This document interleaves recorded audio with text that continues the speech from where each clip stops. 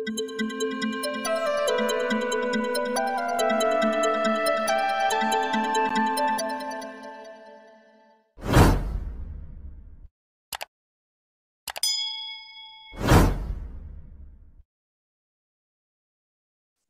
silakan.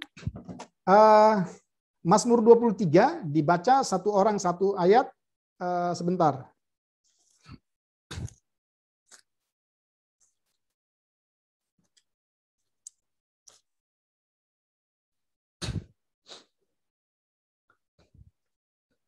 Silakan. Mulai dari Feber. Oke, Pak. Mazmur 23. Tuhan gembalaku yang baik. Mazmur Daud. Tuhan adalah gembalaku, takkan kekurangan aku. Ia membaringkan aku di padang yang berumput hijau. Ia membimbing aku ke air yang tenang. Ia menyegarkan jiwaku. Ia menuntun aku di jalan yang benar oleh karena namanya. Sekalipun aku berjalan di dalam lembah kekelaman, aku tidak takut bahaya, sebab Engkau besertaku, gadamu dan tongkatmu itulah yang menghibur aku. Engkau menyediakan hidangan bagiku di hadapan lawanku. Engkau mengurapi kepalaku dengan minyak, biar aku penuh melimpah. Kebajikan dan kemurahan belaka akan mengikuti aku seumur hidupku, dan aku akan diam dalam rumah Tuhan sepanjang masa. Amin. Amin. Kalau saudara perhatikan, ada yang kelihatannya apa yang dikatakan firman Tuhan ini kelihatannya ya seperti kontradiksi gitu ya. Iya toh? Engkau, coba ayat 5. Engkau menyediakan hidangan bagiku di hadapan lawanku. Wah, ini kan sesuatu hal yang susah dipahami ya. Engkau menyediakan hidangan di hadapanku, di hadapan lawanku. Nah, itu gimana itu? Ya. Ayat yang keempat. Sekalipun aku berjalan dalam lembah kekelaman, aku tidak takut bahaya. Wah, namanya lembah kelam, ya itu sumber bahaya. Jadi wajar kalau kita takut. Oke.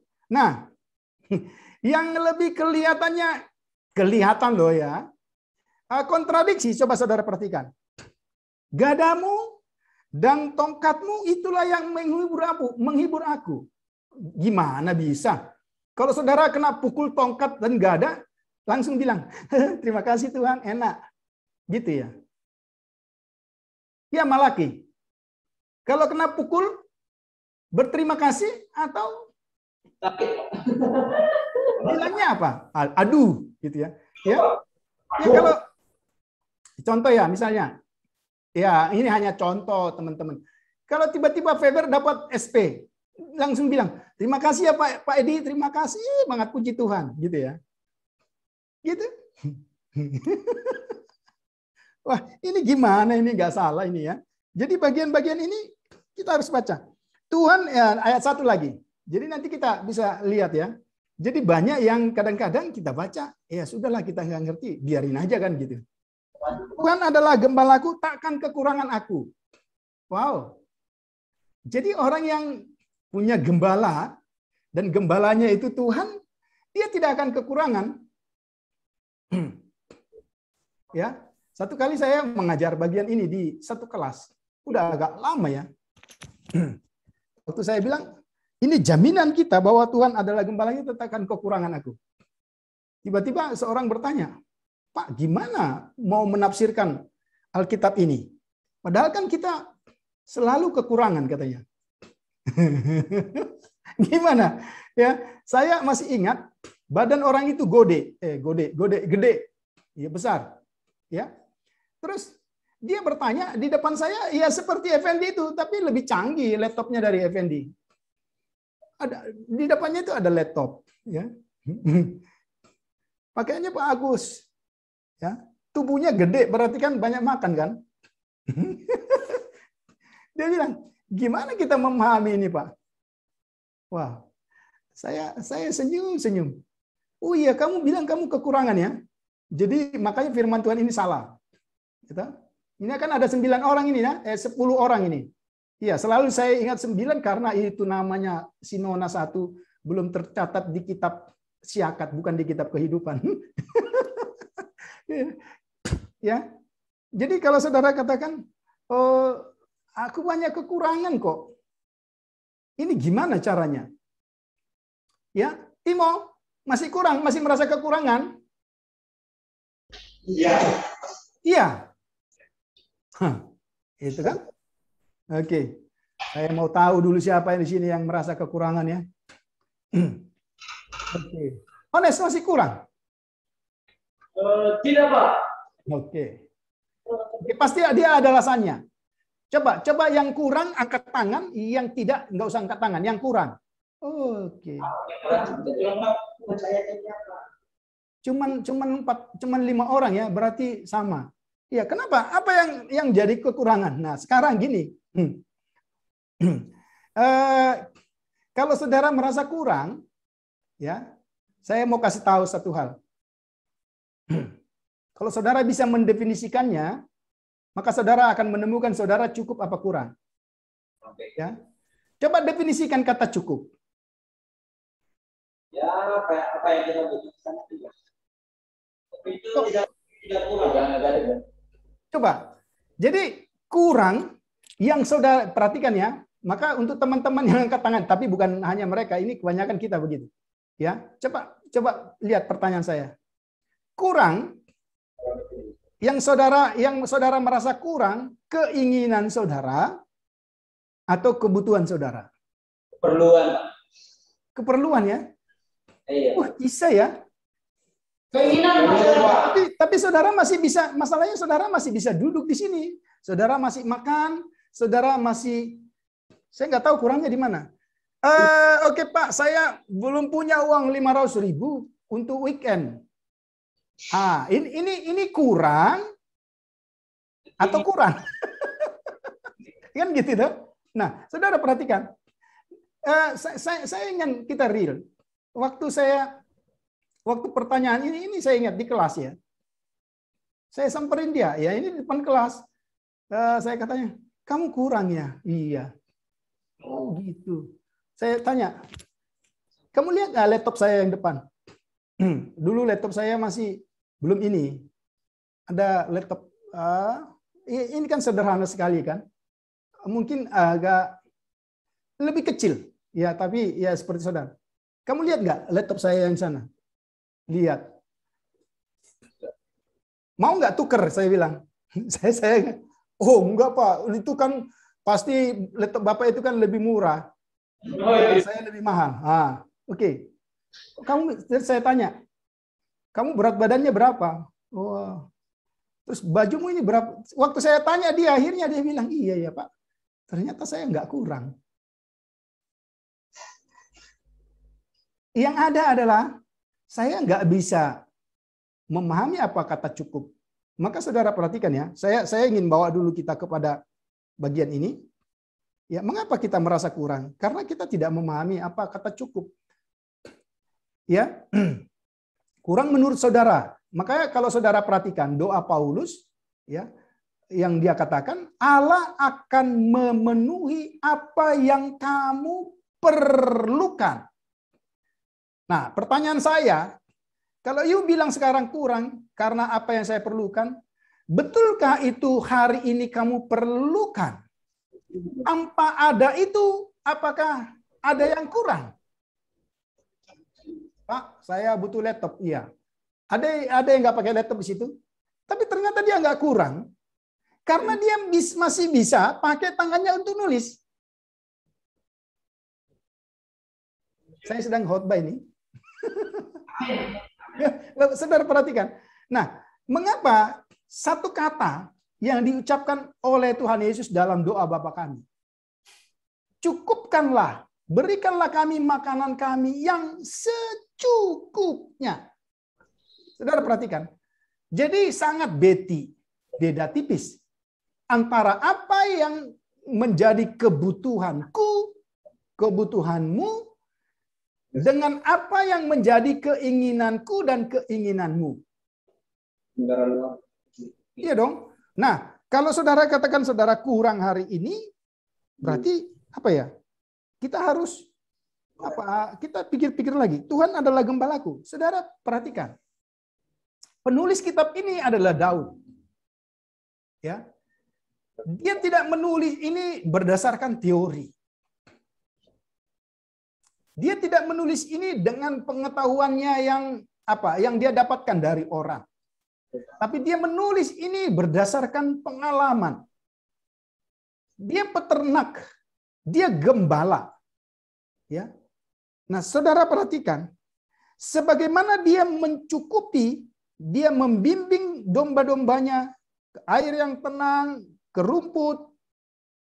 Kemudian dia katakan, "Loh, kalau aku saja bisa buat pada domba-domba yang binatang itu seperti ini, bukankah karena Tuhan sudah membuat itu kepadaku?" Coba ya.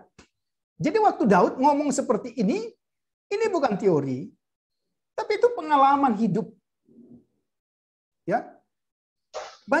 Banyak kekurangan yang dialami Daud secara kasat mata, iya. Ya. Tapi kenapa dia bisa katakan? Karena ternyata bagi dia pengalaman bersama dengan Tuhan itu ya cukup. Dan Tuhan itu setia, itu paling penting. Karena Tuhan itu setia, saudara tahu apa arti setia? Berarti Tuhan tidak pernah meninggalkan. Ya, tahu kalau suami tidak setia kepada istri, dia tinggalkan istrinya. Atau istri, itu kata setia. Jadi artinya, kalau dia katakan seperti Tuhan adalah gembalaku, takkan kekurangan aku. Ya, takkan. Nah, ini saudara perhatikan, ini bahasa, bukan hanya bahasa sekarang, takkan kekurangan aku, nanti pun tak akan kekurangan. Oke? Jadi sebenarnya teman-teman bukan kekurangan. Saudara sedang berdoa supaya Tuhan kasih itu. Tapi sekarang sudah dikasih yang lain. Begitu ya. Nah, kalau saudara perhatikan kalimat ini. Ya. Jadi ini sangat menarik. Satu Mazmur. Ya. Ini satu Mazmur iman. Satu Mazmur kepercayaan. Genrenya Mazmur kepercayaan. Karena pengalamannya bersama dengan Tuhan menjelaskan ya bahwa dia tidak pernah kekurangan. Itu jelas. Ya. Kita banyak kekurangan. Tapi sebenarnya kekurangan kita itu ya bukan pada apa ya? Bukan pada keperluan mungkin, tapi pada keinginan. Oke, ini sedikit introduksi yang kita lihat. Kita akan lihat ya, bagian-bagian ini. Saya sudah lihat tadi, sudah kasih tunjuk tadi, ada kalimat-kalimat. Oh ya, kalau yang kelihatannya bertentangan itu disebut paradoks. Ya, jadi ada kalimat-kalimat yang paradoks. Gadamu dan tongkatmu itulah yang menghibur aku. Kayaknya basa-basi banget ya. Tapi saudara akan lihat nanti apa yang dia maksud gada dan tongkat. Ya. Jadi kalau saudara tidak merasa terhibur waktu dapat SP, ya, dan seterusnya, nanti akan lihat ya. Kita akan lihat. Oke, kita mau belajar dari bagian firman Tuhan ini. Oke, kita lihat dulu. Bentar. Masih belum kelihatan. Saya share screen.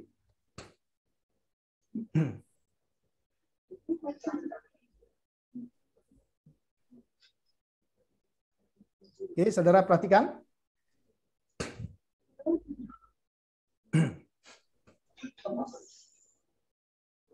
Ya, lihat. Jadi dimulai dengan tema Tuhan adalah gembalaku, aku tidak kekurangan. Ayat 1, perhatikan ya. Nah, sekali lagi, jadi bayangkan Daud ya sebagai gembala, tetapi kemudian pengalaman hidupnya. Mengapa dia katakan seperti itu? Ya, ini simpel aja. Karena Tuhan memenuhi kebutuhan fisiknya. Oke. Ada yang nggak punya uang di Setia? Iya.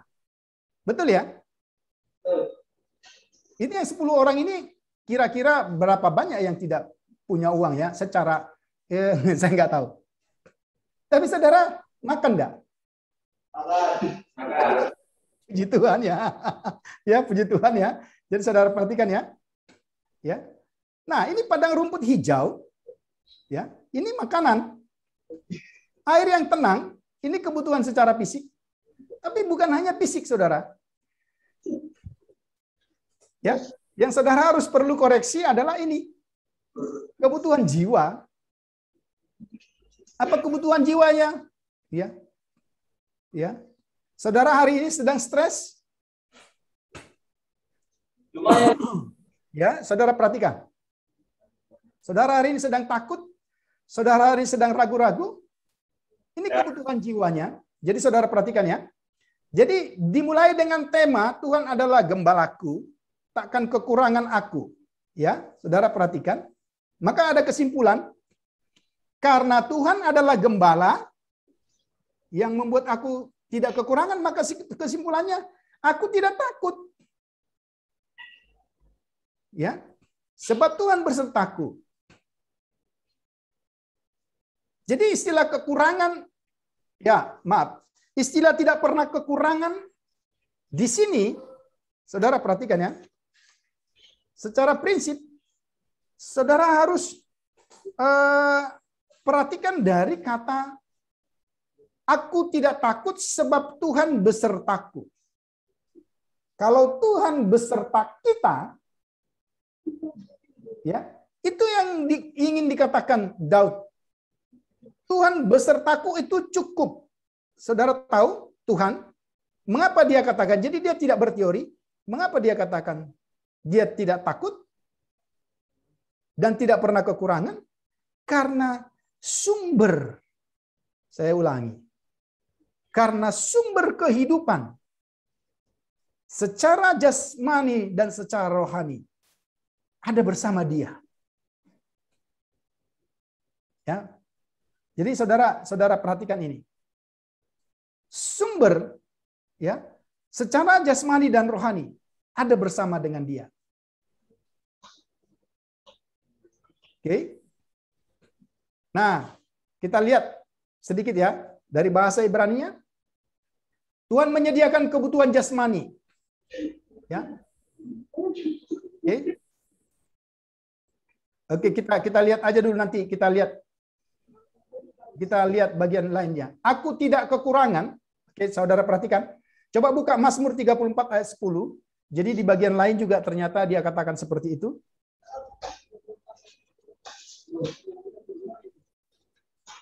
Mazmur 34 ayat 10. Mazmur 34 ayat 10. Takut akan Tuhan, hai orang-orang yang kudus, sebab tidak berpuluh orang yang takut akan Dia. Singa-singa muda merana kelaparan, tetapi orang-orang mencari Tuhan tidak kekurangan sesuatu pun yang baik.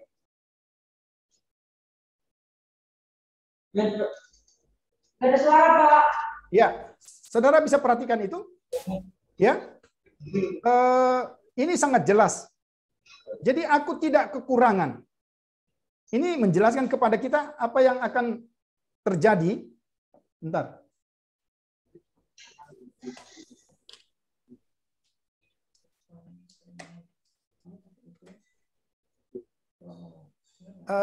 Cek suara saya kedengaran enggak? Oke. Ya, jadi ini saya pakai ini supaya tidak masuk suara-suara dari luar. Kalau baunya kan enggak mungkin kecium. Bau makanan. Tapi kalau suaranya bisa masuk. Oke. Nah, ini aku tidak kekurangan. Ini jaminan pemeliharaan Tuhan bagi orang percaya. Oke. Nah, padang rumput hijau dan air yang tenang itu ayat 2, ya, saudara perhatikan.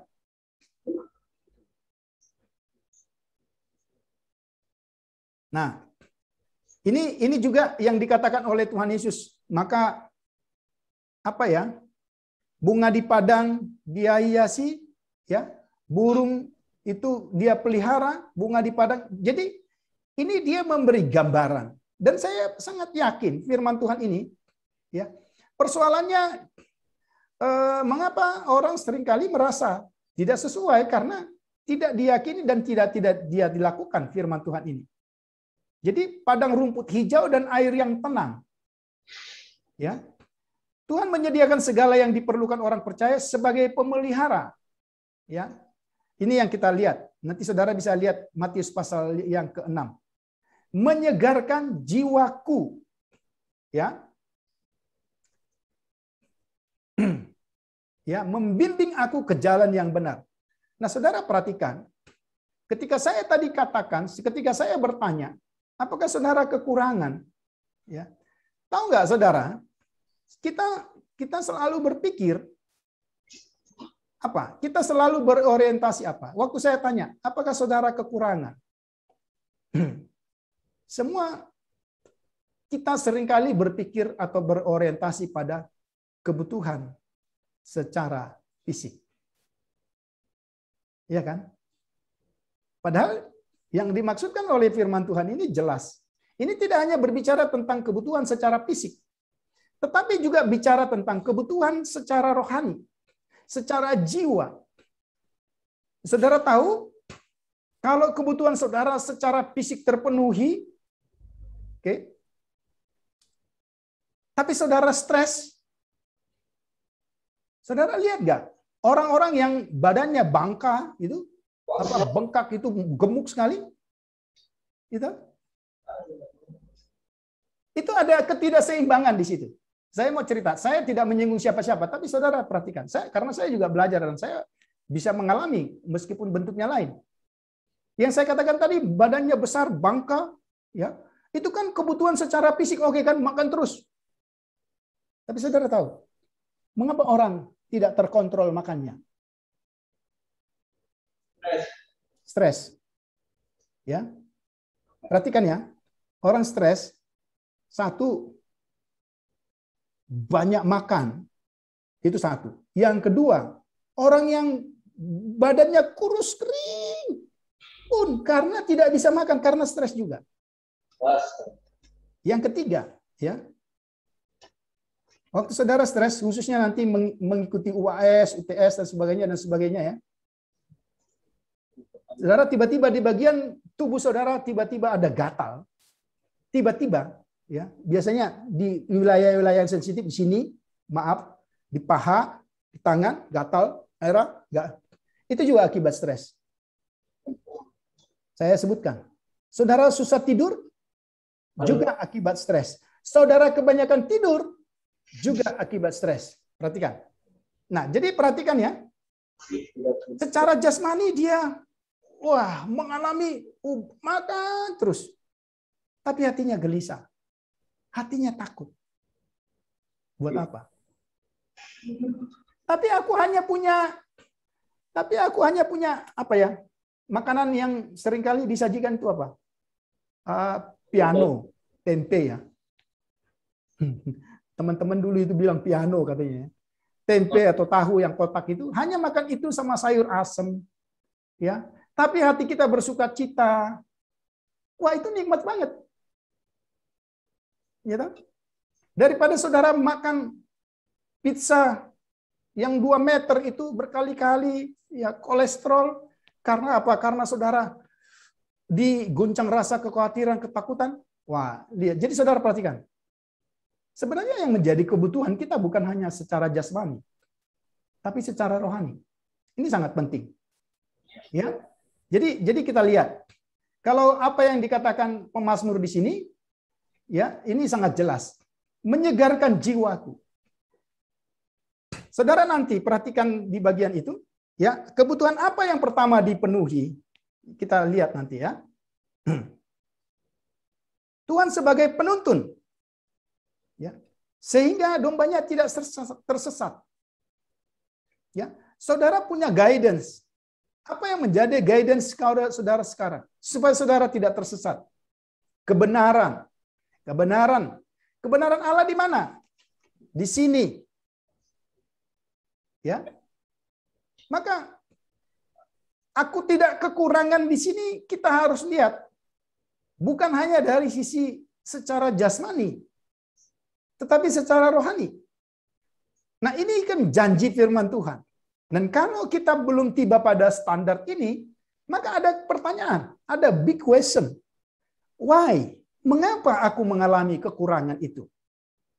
Itu yang harus menjadi pertanyaan. Ya, sehingga saudara betul-betul survive, saudara betul-betul excited, semangat waktu saudara melakukan apapun. Saya tidak mau saya menyampaikan satu yang hanya bersifat teori. Tapi ini fakta. Ya. Kalau jiwamu tidak segar, hatimu risau, engkau takut, ya. Seberapa banyak pun uang yang kau miliki, sponsormu mungkin ada 3, itu tidak ada guna. Ya. Tapi kalau ya tentu kita juga mau secara jasmani kita dicukupi, pasti. Ya makanya saya katakan tadi luar biasanya cara Tuhan. Ya toh? Tuhan pakai setia misalnya, saudara, misalnya kalau ada peraturan terlambat bayar uang sekolah saudara nggak makan, wah, apa nggak kocar-kacir kita? Tapi kan nggak pernah ada, oke, ditandai, dijidat lagi, apalagi kan, di-scan. Oke, ini yang terlambat. Misalnya Ibu Renta, ya katakan Ibu Renta kasih tanda seperti itu. Seperti tanda siapa itu? Seperti tanda kepada Kain. Wah, ini belum bayar uang sekolah. Jadi waktu datang ke Ibu Suli lihat, ini belum bayar uang sekolah, jadi nggak boleh makan. Kira-kira kalau ada aturan itu, apa yang terjadi? Tapi seperti yang saya katakan tadi, saudara punya uang atau tidak hari ini, ternyata ya dapur atau ruang makan masih welcome. Ya, mari makan, gitu kan? Nah itu dia. Wah ini luar biasa ya. Nah, aku tidak takut. Situasi yang dihadapi pemazmur adalah situasi yang membahayakan. Jadi kalau saudara perhatikan, disinilah sebenarnya bicara tentang iman. Kalau saudara bilang saya beriman, tetapi situasinya biasa-biasa, ya semuanya lancar, oke? Semuanya baik, sponsornya lancar, orang tua sponsor lain lagi kirim terus, ya. Tapi kalau hari ini orang tuamu pun tidak bisa kirim uang, ya sponsormu juga bilang tunggu. Sebenarnya saudara-saudara, disitulah kita harus bertindak, harus berdiri sebagai orang beriman. Ya, kapan kita dikatakan beriman? Apa ketika suasananya nyaman? Tidak. Ketika kita dalam keadaan baik juga tidak. Kapan kita dikatakan beriman? Ketika kita bisa hidup di tengah-tengah himpitan. Ya, saya mendengar beberapa kesaksian dari teman-teman. Ya, saya tidak usah sebut namanya. Ada yang sama sekali tidak punya sponsor hari ini. Ya. Sehingga kalau ketemu pimpinan-pimpinan sekolah atau siapapun, rasanya kok merasa bersalah gitu. Tapi bukan karena maunya kita. Tapi kalau saudara bisa lihat itu sebagai ujian Tuhan untuk saudara, ya. Lain ya, kalau saudara sudah dibayar misalnya ya, lewat ini kenapa saya tahu? Saya tahu selak-beluknya mahasiswa karena saya lama bergaul dengan mereka, hidup dengan mereka. Tapi misalnya kalau saudara sudah dikasih uang sponsor, kemudian saudara buat itu menjadi prioritas yang lain, kemudian saudara katakan, aduh aku kesulitan hari ini ujian Tuhan. Bukan. Itu dosa. Ya toh? Iya kan? Karena bisa jadi sponsor itu masuk ke rekening saudara. Tapi karena ada prioritas lain yang saudara anggap. Nah ini. Jadi kita lihat situasi ini. Ini lembah bayang-bayang maut ini kita nggak usah pikirkan sesuatu yang gimana ya. Ya. Kita tidak ada dalam bahaya martir seperti Bapak zaman gereja dulu, tidak.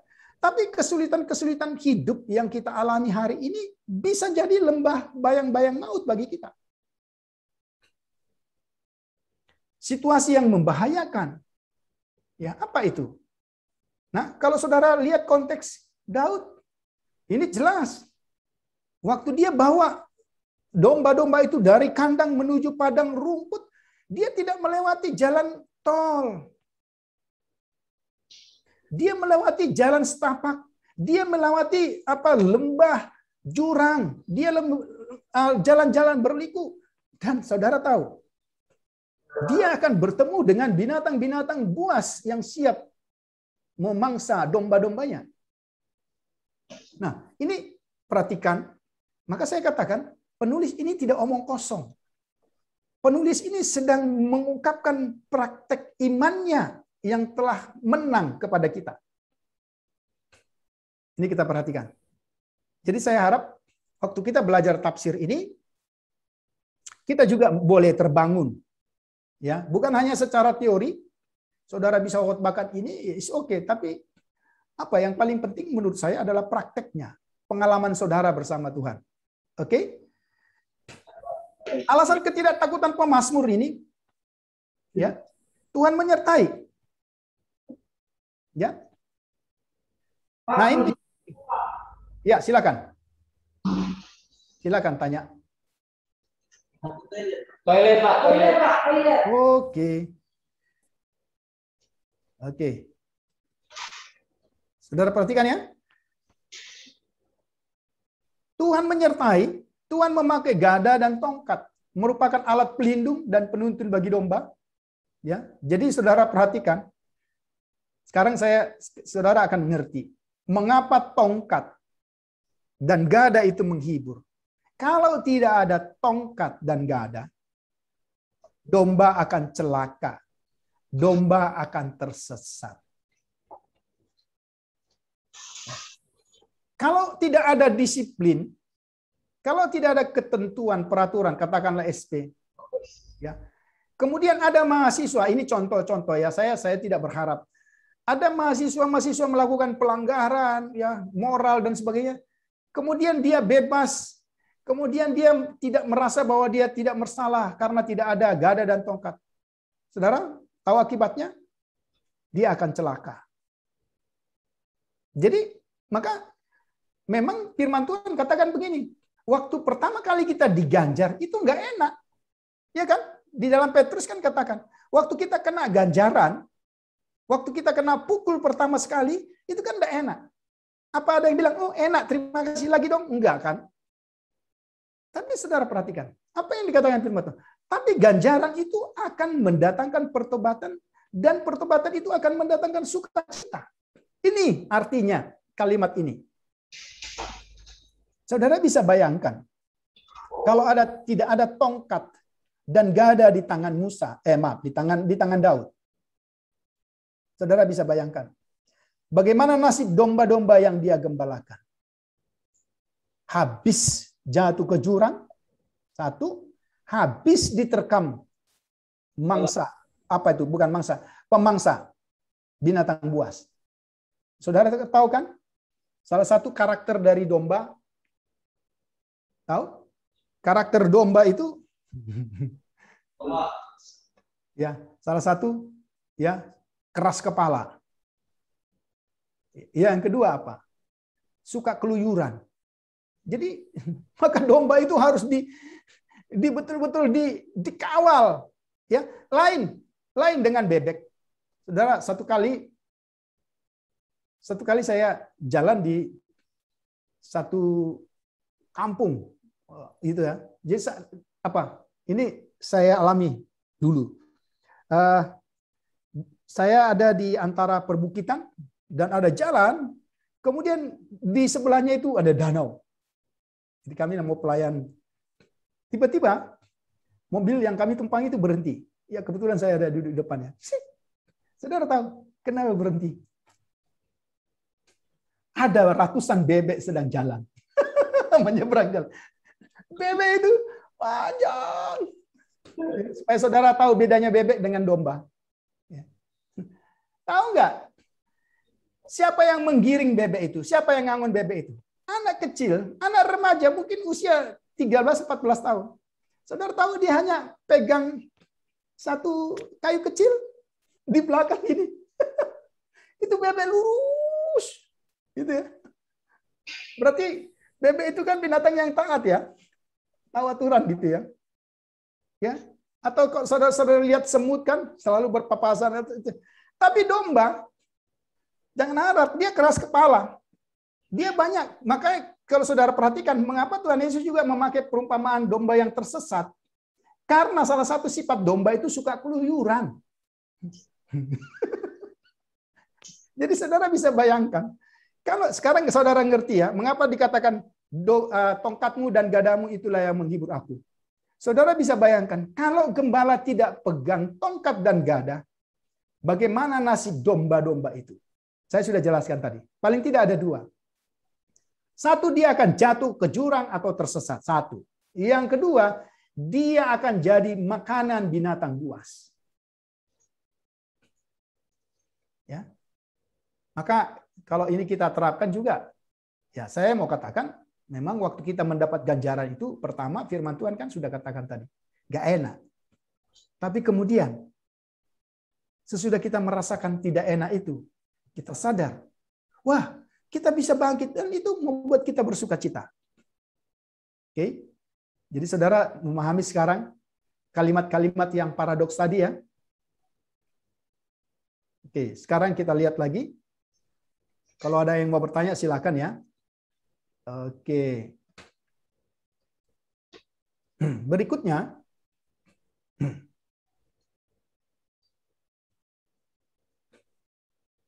Oke, itu dulu. Nah, sekarang kita lihat ayat ke-5 sampai ke-6. Oke. Coba perhatikan Alkitabnya ya. Coba baca lagi dong ayat 5 dan 6.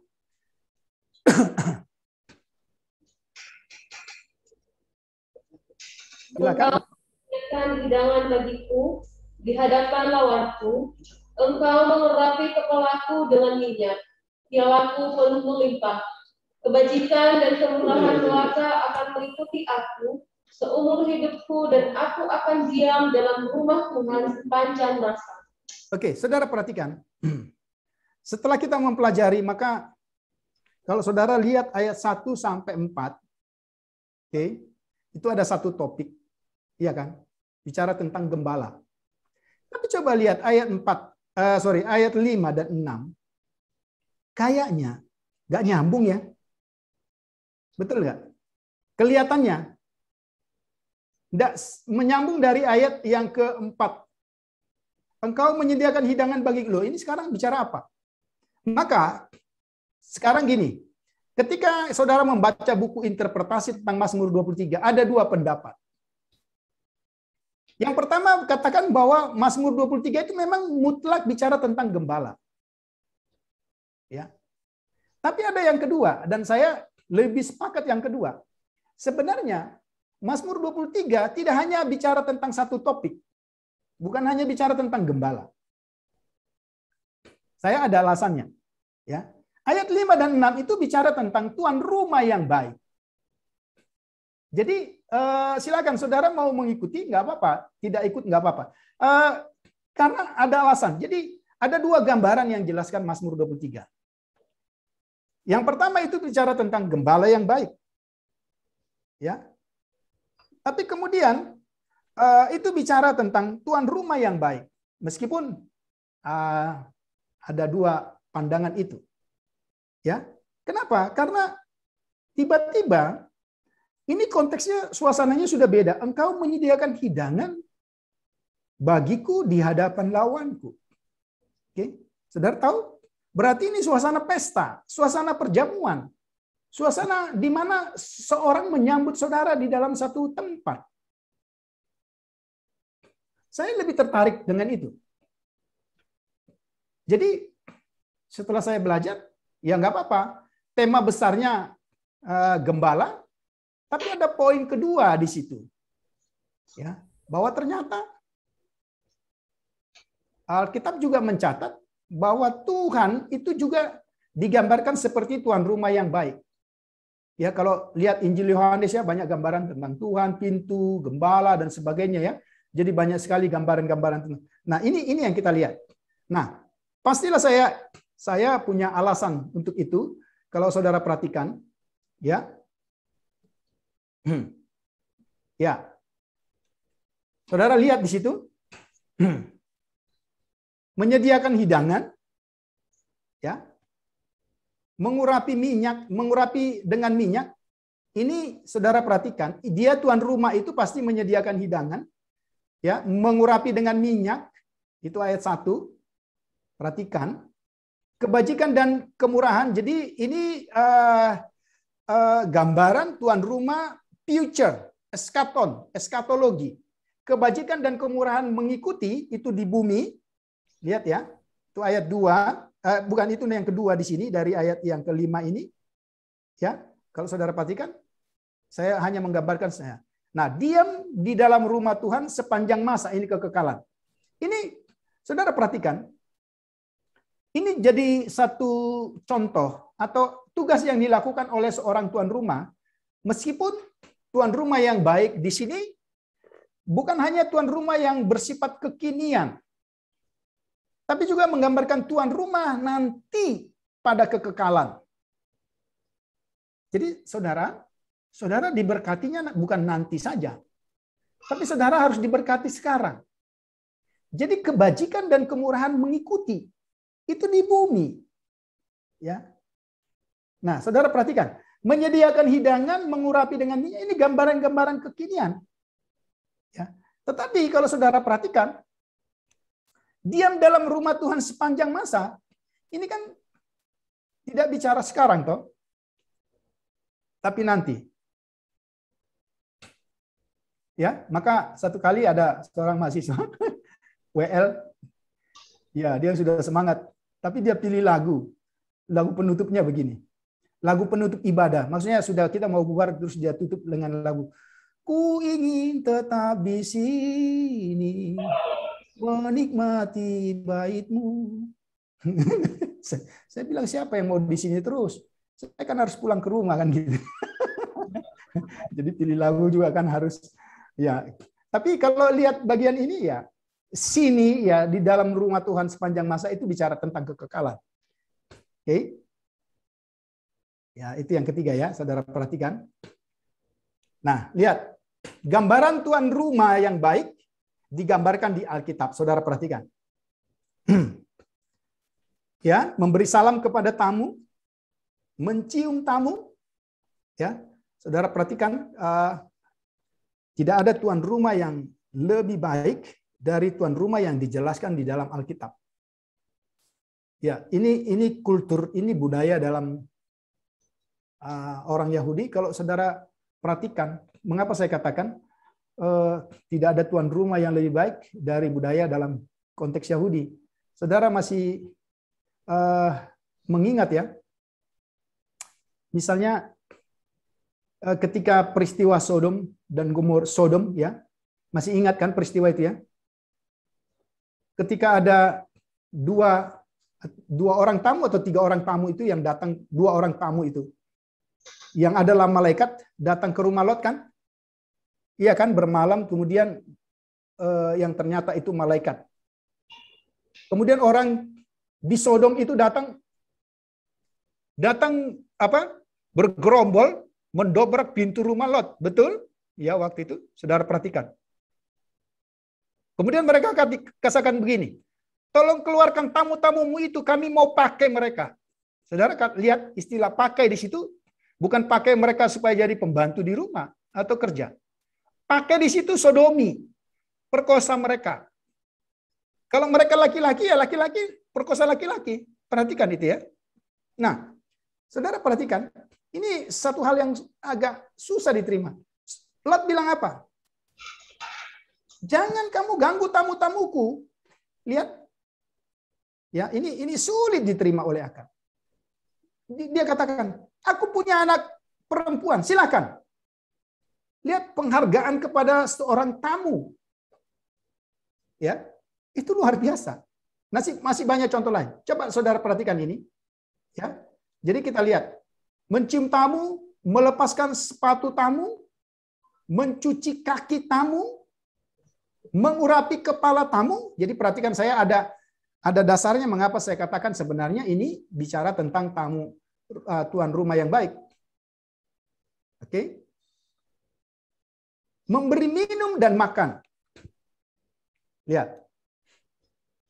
Nah, coba lihat Lukas pasal 7.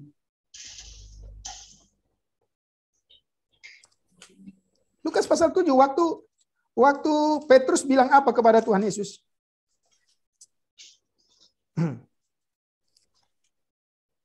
Ya toh?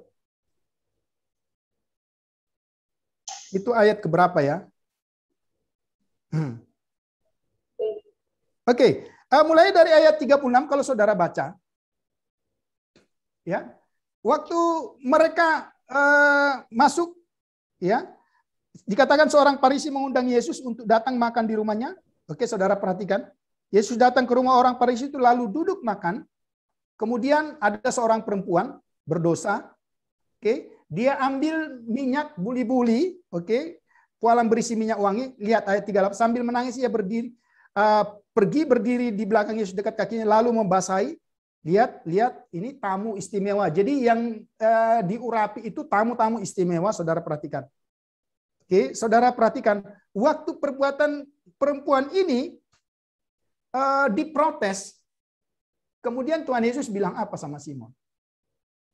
Lihat ayat yang berikutnya. Oke, ayat 44 dan seterusnya, saudara perhatikan ya. Lihat ayat 44. Jadi ini syarat-syarat yang kita baca tadi. Dan sambil berpaling kepada perempuan itu, ia berkata kepada Simon, engkau lihat perempuan ini? Aku masuk ke rumahmu, maksudnya ke rumah Simon. Oke. Namun engkau tidak memberikan aku air untuk membasuh kakiku, harusnya berikan air, membasuh kaki. Tetapi dia membasahi kakiku dengan air mata dan menyekanya dengan rambutnya. Oke, perhatikan 45. Engkau tidak mencium aku, tetapi sejak aku masuk, ia tiada hentinya mencium kakiku. Yang ke-46, engkau tidak meminyaki kepalaku dengan minyak, tetapi dia meminyaki kakiku dengan minyak wangi. Oke, saudara perhatikan. Sebenarnya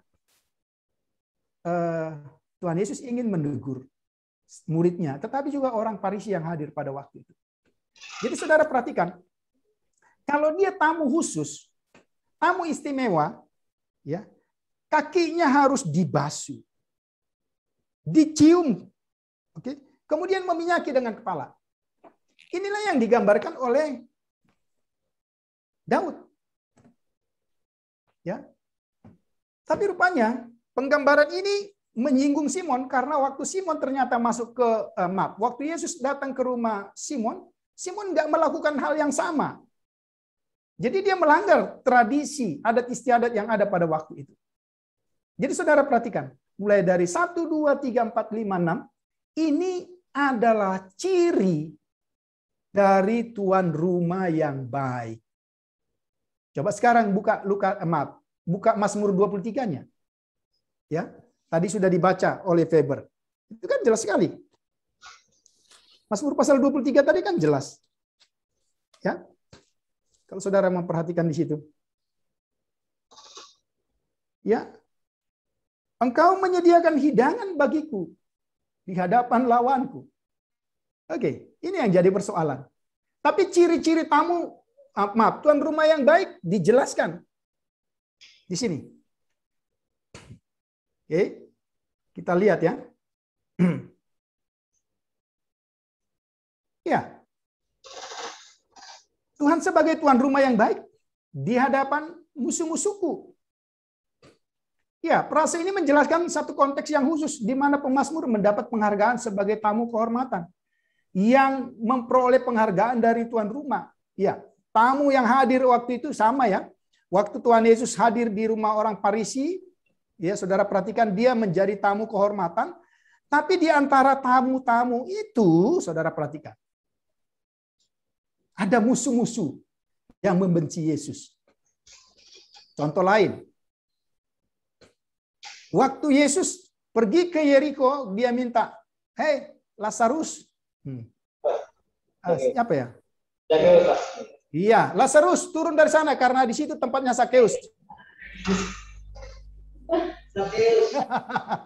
Iya toh? Kan kalau saya katakan tadi, "Hei Lazarus," padahal kan saya salah, langsung saya move on. Karena di situ tempatnya Sakeus. Gitu. Oke, itu kalau dosen mau menghindar dari kesalahannya seperti itu. Ya. Ya, Sakeus turun dari sana, aku mau makan bersama. Nah, dia kan akhirnya makan bersama dengan Yesus. Tapi saudara tahu, bukan hanya Yesus. Ada orang Farisi ahli Taurat yang hadir di situ. Kira-kira konteksnya seperti itu. Ya. Nah, saudara bisa bayangkan pengalaman pemazmur di sini. Ya. Dia dijamu, dia dihargai oleh Tuhan. Bukan di tempat-tempat yang hanya menerima dia. Bukan hanya di tempat-tempat terhormat yang harusnya menerima dia, tapi di antara musuh-musuhnya. Wah, ini kan luar biasa kan? Ini yang ingin dijelaskan Mazmur ini. Maka sangatlah tepat kalau dikatakan. Jadi alasan saya jelaskan mengapa saya lebih suka menerima ini sebagai tuan rumah yang baik. Kalau saudara mau tidak terima itu hanya gembala yang baik, silakan. Tapi jelaskan kemudian alur ayat 5 dan 6 ini gimana caranya. Nah, kira-kira itu. Oke. Tuhan memberkati orang yang dikasihi justru di tengah-tengah kesukaran. Tuhan tidak membiarkan orang percaya mendapat malu di hadapan musuh-musuhnya. Coba sekarang, coba Kisah 24 ayat 5. Kita buka Kisah 24 ayat 5.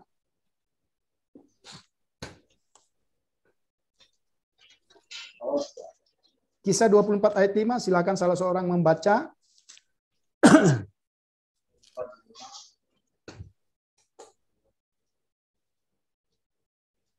Telah nyata kepada kami bahwa orang ini adalah penyakit sampar, seorang yang menimbulkan kekacauan di antara semua orang Yahudi, seluruh dunia yang berada, dan bahwa ia adalah seorang tokoh dari sekte orang Nasrani. Oke, kalau saudara baca, ya konteksnya jelas Paulus berada di tengah-tengah musuhnya. Tapi kalau saudara baca, teruskan lagi nanti, ya. Apa yang dialami Paulus di hadapan Festus dan seterusnya, Agripa dan seterusnya, ya. Saudara perhatikan. Jadi jangan hanya lihat ayat kelima ini.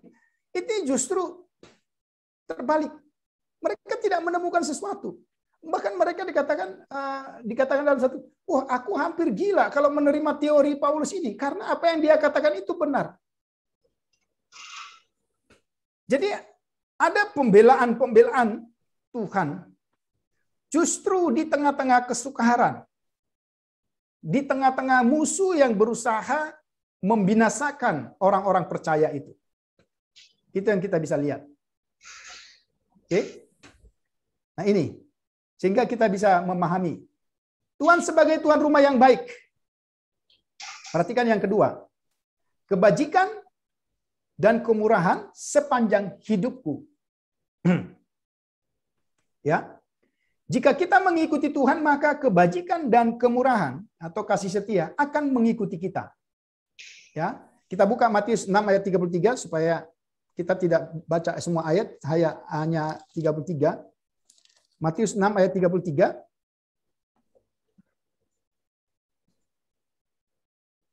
Tapi jadilah dahulu kerajaan Allah dan kebenarannya, maka semuanya itu akan ditambahkan kepada kamu. Oke. Ya. Nah, persoalannya kan sering kali dibalik ya. Kita mencari berkatnya, bukan mencari pemberi berkat. Satu kali ada satu ilustrasi. Ini ilustrasi. Namanya ilustrasi. Jadi ini kan hanya mau menggambarkan sesuatu. Kepada pemenang Olimpiade dalam masa-masa dulu itu, kemudian diberikan satu hadiah, pilihan. Ya, pemenang Olimpiade itu diberikan pilihan. Pilihan itu satu, di antara pilihan itu ada lukisan yang indah-indah. Banyak lukisan yang indah-indah. Tapi kemudian ada seorang laki-laki yang sederhana. Pelukisnya. Ya, tak?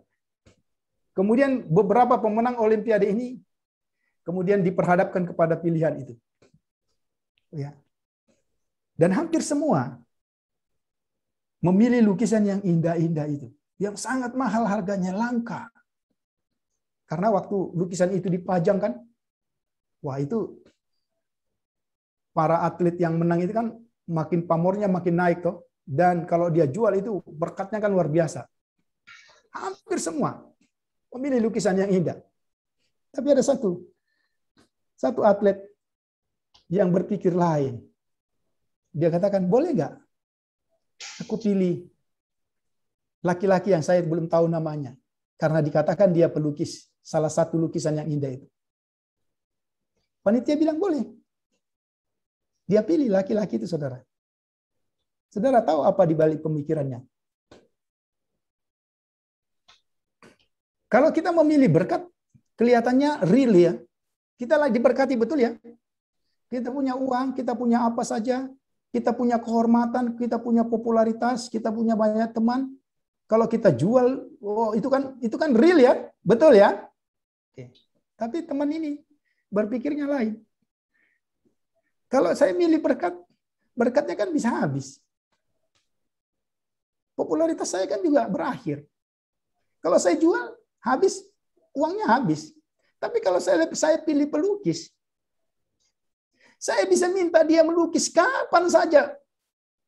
Dan saya tidak akan pernah kehabisan. Lihat.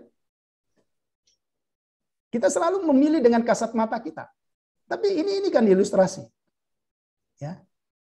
Kita seringkali memilih berkatnya daripada sumber berkatnya. Nah, ini kita lihat. Ya. Jadi berkat itu memang kelihatannya apa ya? Langsung kelihatan gitu. Wah, kehormatan saudara, gengsi saudara, ya, kenikmatan saudara dapat. Tapi saudara lupa. Ya, sifatnya sementara banget, sementara sekali. Kita tidak tahu kapan datang pencuri, kapan datang hujan, kapan datang badai merusak, bisa habis. Tapi ketika kita bersama dengan sumber berkat itu, tidak ada yang bisa membuat itu hilang. Ya, seperti pelukis tadi, walaupun saudara ada analogi yang dilarang di situ, saudara nggak boleh memerintah Tuhan toh. Tapi yang saya maksudkan kalau kita pilih sumber dari berkat itu, cuman karena apa? Karena mental saya, mental kita, ya, spiritnya kita seringkali lebih kepada yang automatically atau apa? Lebih kepada sesuatu yang instan, yang kelihatan. Nah, itu dia. Kalau dengan Tuhan kan kadang-kadang Tuhannya hanya kasih sedikit-sedikit gitu ya. Oh, kasih ini dulu karena dia tahu kalau dia kasih banyak nanti kamu jadi sombong. Kan gitu ya. Maka dia kasih sedikit-sedikit. Tapi itu jelas. Nah, ini luar biasa. Ya. Berkat Tuhan akan kita alami selama di bumi. Oke. Kita akan alami selama di bumi. Jadi bukan nanti. Sekarang. Maka kalau saudara merasa belum diberkati Tuhan, ya saya juga pikir-pikir. Itu jadi tanda tanya. Ya, berkat yang saudara maksudkan apa? Oke. Kemudian, yang ketiga, tinggal dalam rumah Tuhan sepanjang masa. Ini yang kita lihat. Orang percaya akan menerima berkat Tuhan sampai kepada kekekalan sebagai tujuan. Ya, lagi-lagi kita di sini bicara tentang purpose dari power itu. Ya. Tapi tentu purpose ini kan kalau tidak disertai dengan yang lain-lain, obedience, ya, apa righteousness, apa wisdom dan sebagainya, apapun namanya itu kan jelas. Nggak bisa. Jadi tujuan goalnya itu jelas. Sebagai tujuan hidupnya. Nah, itu ya. Nah, ini sekarang bagi kita. Jika Tuhan adalah gembala yang baik, dan itu tidak perlu dipertanyakan kepada kita. Oke. Tuhan adalah gembala yang baik. Itu tidak perlu dipertanyakan. Sekarang yang perlu dipertanyakan, bagaimana kita dapat menjadi domba yang baik? Ya, coba kita diskusi sebentar. Bagaimana kita bisa menjadi domba yang baik? Coba lihat ayat-ayat itu. Kemudian bandingkan dengan Yohanes. Coba cari sekarang. Ya, coba ya. Bagaimana ciri domba yang baik? sekarang saya nggak katakan gembala. Gembala sudah clear. Oke. Saya nggak mau ini jadi PR, tapi coba saudara singkatkan. Coba saudara bandingkan. Apa yang saudara dapat? Untuk menjadi domba yang baik, harusnya gimana? Pertama, ya, lihat Yohanes. Lihat juga Mazmur 23 tadi, ada clue-clue di situ. Ya, bandingkan dengan core value-nya kita. Ya, hari ini betul ya. Jadi siapa bilang saya nggak masukkan power di sini? Oke. Lihat, tujuannya sudah jelas tadi. Ya, purpose-nya itu sudah jelas. Ya, surga yang menyenangkan. Ya, tapi sampai di sana, ya, gembalanya sudah baik, sekarang dombanya apa syarat-syaratnya? Ya, saudara cari dulu, nanti saya akan tanya. Saya berhenti 5 menit, saudara cari supaya saudara bisa memahami lebih baik. Oke. Bandingkan bisa dengan Yohanes berapa gitu ya.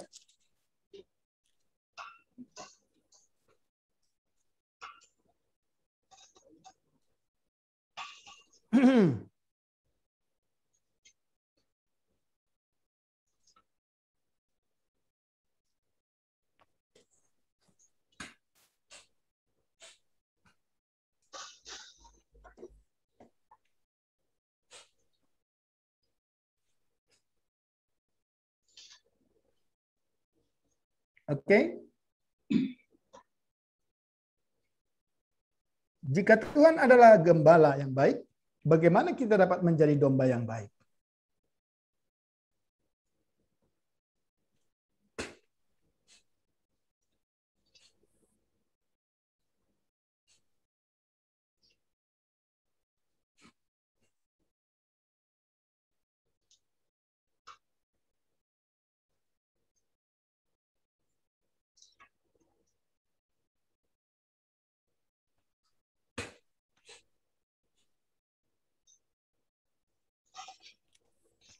Oke, satu-satu ya. Mulai dari Roy dulu. Kira-kira domba yang baik itu berarti apa? Apa yang saudara temukan saja?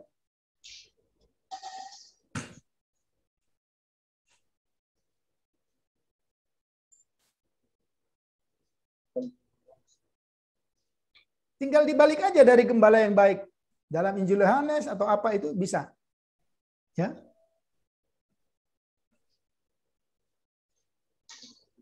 Kalau saudara sudah dipelihara Tuhan gitu ya. Dia gembala, saudara sudah dipelihara Tuhan, apa sekarang? Iya kan? Dari domba yang baik apa?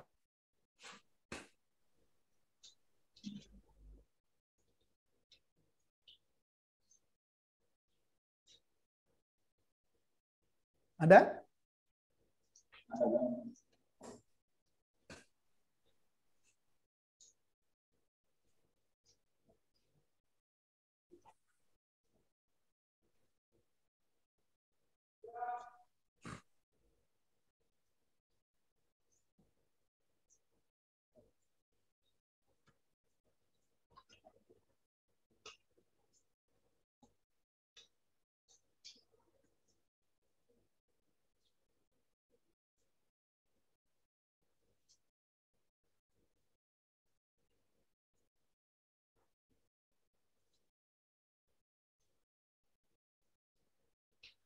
Oke, sudah ya? Apa? Saya kasih contoh. Saya ambil dari Mazmur 23.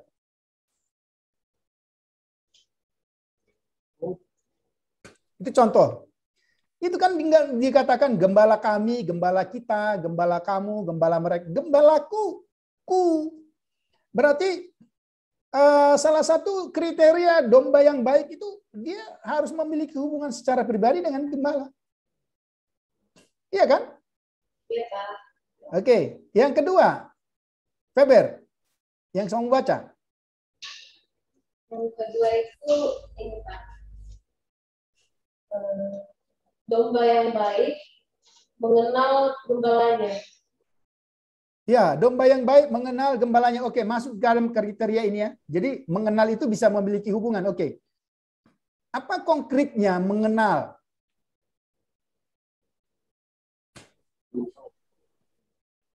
Memahami, Pak. Sorry, apa? Apa perintah dari gembala, Pak? Oke. Iya, itu tadi. Ada hubungannya dengan powernya kita itu. Taat. Iya, ketaatan. Jadi kalau bahasa Yohanes dia pakai istilah apa? Mengenalkan domba-dombanya mendengar suara. Oke, saudara perhatikan. Mendengar itu bukan dalam arti bahasa Indonesia saja. Mendengar, obedience, ya, dalam bahasa Ibraninya sama Israel. Itu bukan hanya mendengar secara literal, mendengar dengan telinga. Ya, itu sama, itu juga berarti melakukan. Jadi ketaatan. Oke? Jadi sudah purpose-nya sudah jelas, O-nya, obedience-nya, ketaatannya itu jelas. Apalagi gembala yang baik, wisdom-nya apa? Aku ngarang-ngarang enggak ini ya? Ya, enggak, saya enggak ngarang. Ya. Saudara kan harus bisa membedakan, itu gembalaku apa enggak? Karena jangan-jangan dia orang upahan. Jadi ada wisdom, ada hikmat. Ya, ada hikmat. Ya kan? Ada hikmat. Jadi seorang gembala, seorang domba yang baik itu dia harus memiliki hikmat. Apalagi? Endurance. Endurance itu apa? Apa? Ketahanan. Ya. Itu jelas kan? Jadi waktu domba-domba itu digiring, ya, saudara perhatikan. Waktu domba-domba dengan segala situasi, dia harus bisa bertahan di situ. Dan yang paling penting, righteousness. Ya. Apa itu? Kebenaran. Ya. Kalau kita sudah punya gembala yang baik, oke, maka kita harus juga menjadi domba yang baik. Salah satu bukti domba yang baik adalah kita hidup dalam kebenaran. Saudara perhatikan hari ini dengan semangatnya saya katakan, ternyata Mazmur 23 tidak luput dari core value-nya setia yang diakronimkan itu dengan power, purpose, obedience, wisdom, endurance, and righteousness. Ya, jadi kita lihat gembala yang baik, maka saudara harus ingat power. Oke? Kayaknya saya mengada-ada ya, enggak. Oke, ada pertanyaan sampai di sini. Sebelum kita masuk kepada bagian lain, ada, silakan. Apa yang saudara tidak mengerti dari bagian ini?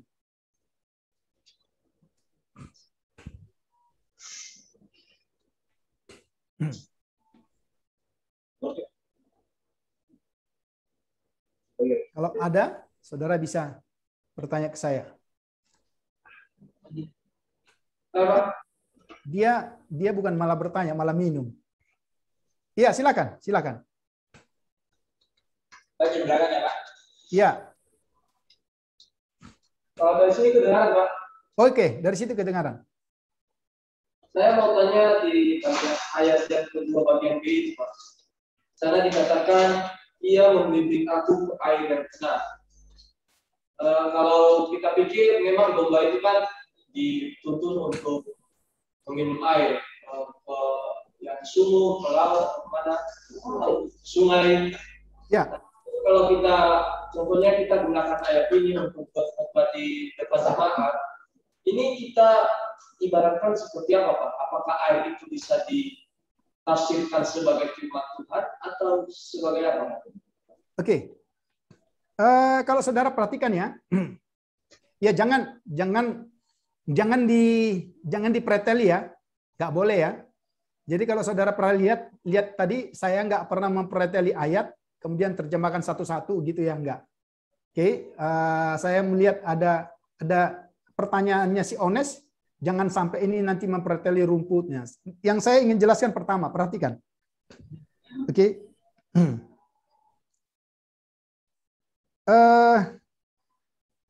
Saudara, sebenarnya kebutuhan apa dulu yang dipenuhi oleh Tuhan kalau lihat ayat ini?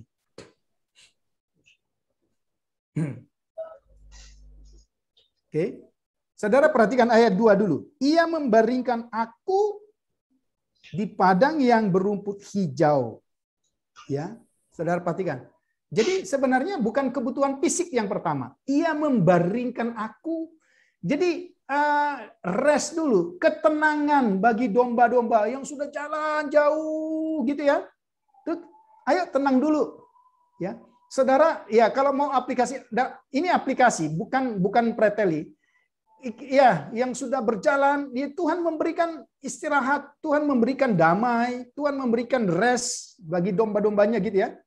Nah, sekaligus memang di situ rumput yang hijau itu jadi tapi saudara perhatikan, yang paling pertama diperhatikan oleh Tuhan itu ya, bagaimana kalau kita memiliki hati yang damai. Ya. Karena saya pikir apapun yang saudara miliki kalau kita tidak rest, tidak damai, tidak mengalami ketenangan, maka dikatakan ia membaringkan aku. Kebutuhan secara spiritual, secara jiwani yang pertama dipenuhi. Oke?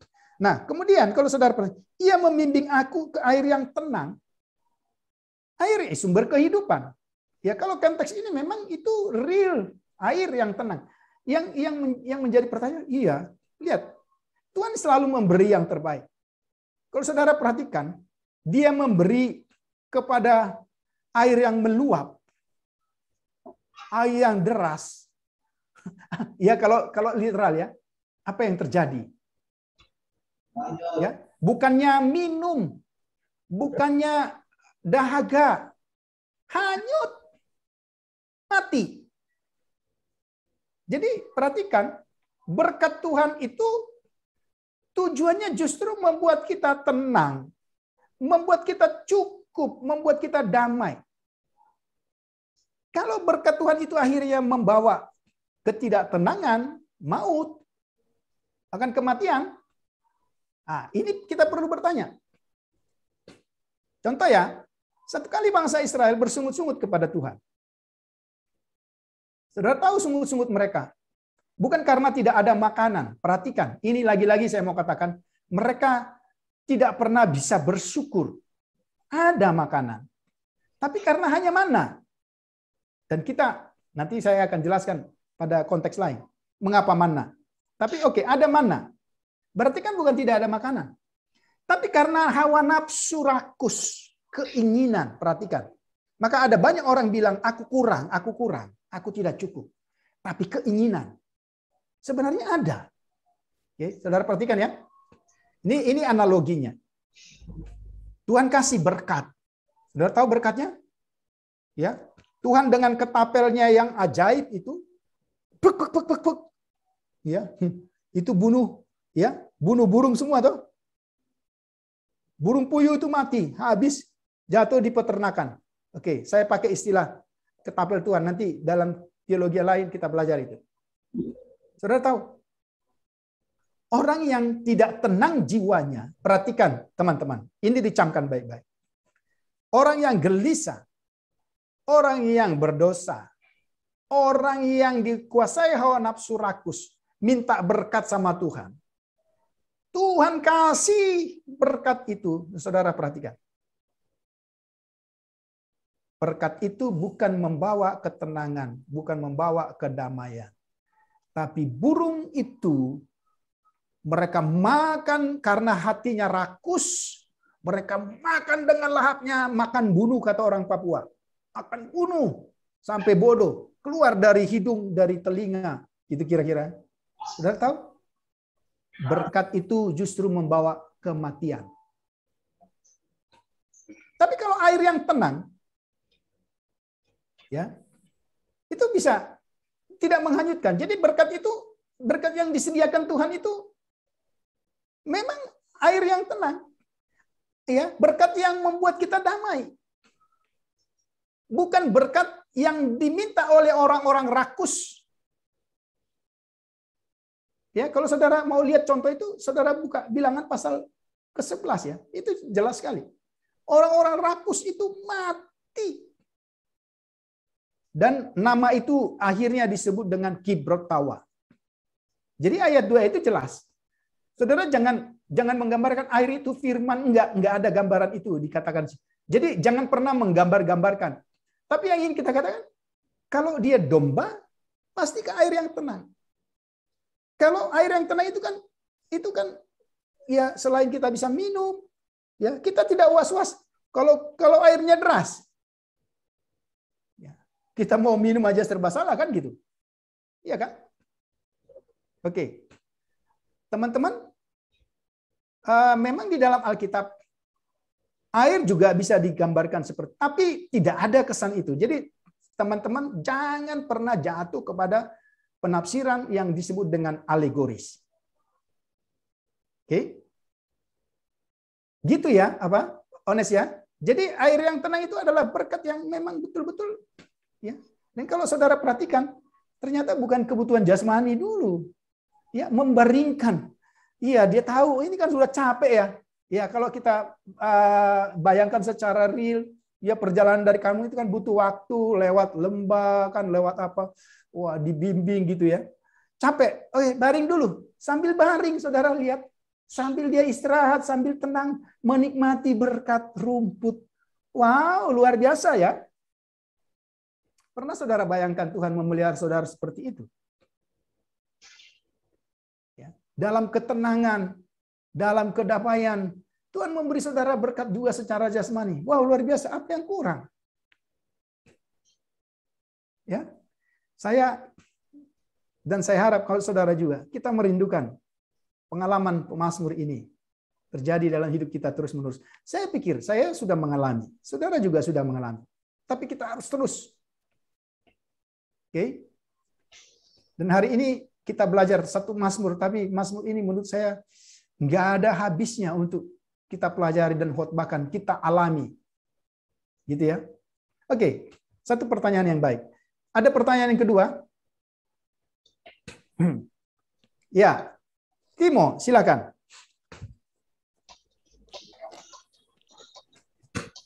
Pak, ini kayaknya pernyataan kayaknya.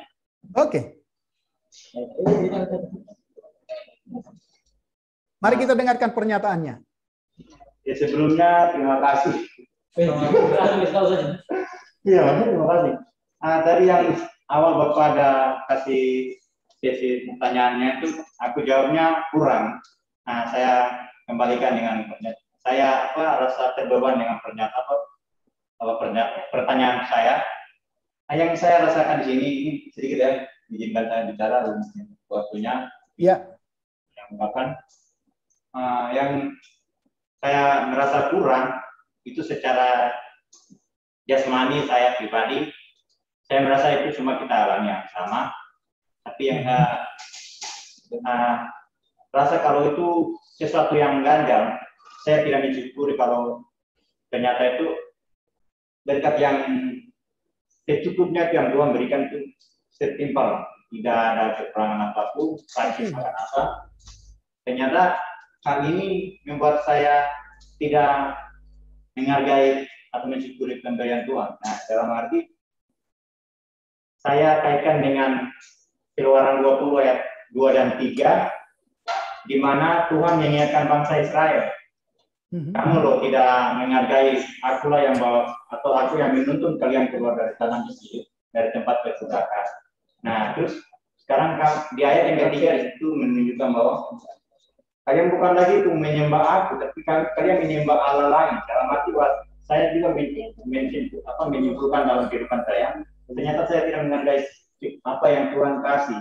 Saya masih mau keinginan daging saya, itu yang tadi Oke Pak, itu aja. Oke, good. Jadi saya senang hari ini ada aplikasi yang real. Yang kalau di awal tadi, ya dalam secara kasat mata belum saya jelaskan, belum saya juga katakan dengan pengalaman dan seterusnya, itu nggak apa-apa. Itu bagus. Tapi ketika kita sudah belajar, ya ternyata, dan saya yakin teman-teman yang lain juga akan merasakan yang sama. Bahwa sebenarnya, apa ya, sebenarnya saya ini karena belum bersyukur aja.